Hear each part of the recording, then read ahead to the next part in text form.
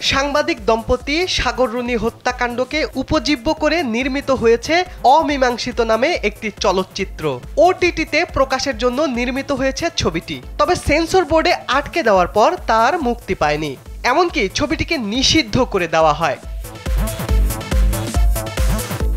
এবার মুক্তি পেতে চলেছে অমীমাংসিত সিনেমাটি। শিগগিরই সেটি আবারও সেন্সর বোর্ডে জমা দেবেন এর পরিচালক রায়হান রাফি। ছবিতে অর্ণব চরিত্রে অভিনয় করেছেন ইমতিয়াজ বর্ষণ এবং নিরু চরিত্রে অভিনয় করেছেন তানজিকা আমিন।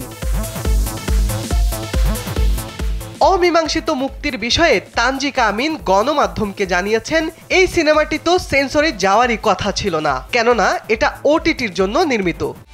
একমাত্র ওয়ালটন এসি দিচ্ছে 1 বছরের রিপ্লেসমেন্ট গ্যারান্টি এবং কম্প্রেসারের 10 বছরের গ্যারান্টি। তবুও সেটি সেন্সরে গিয়েছিল, কেননা সাবেক প্রধানমন্ত্রীর কানে গিয়েছিল এটি সাগর রুনি হত্যাকাণ্ড নিয়ে বানানো। যেহেতু এটা বেশ আলোচিত একটি ঘটনা এবং সাগর রুনি সম্পর্কিত, তাই খুব স্বভাবতই তারা চায়নি যে সিনেমাটি আসুক। তারা ভয়ও পেয়েছিল কি না কি দেখানো হয় এতে। এ কারণে সেন্সরের নামে ছবিটিকে আটকে দেওয়া হয়, এমনকি ওই সময় সিনেমাটিকে নিষিদ্ধ করা হয়।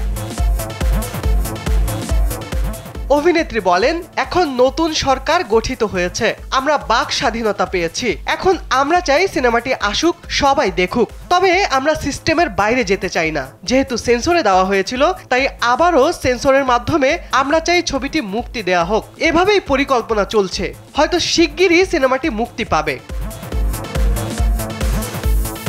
এই সিনেমায় কাজ শুরুর আগে বেশ ভয় পেয়েছিলেন তানজিকা।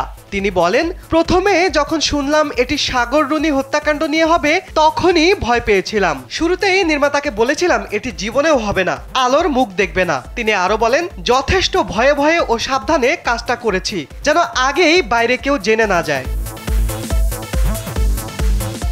বর্তমানে নতুন একটি ধারাবাহিকের শুটিং শুরু করেছেন তানজিকা আমিন। টানা কয়েকদিন কাজ করবেন বলে জানিয়েছেন এই অভিনেত্রী। শিবলি আহমেদ, কালবেলা।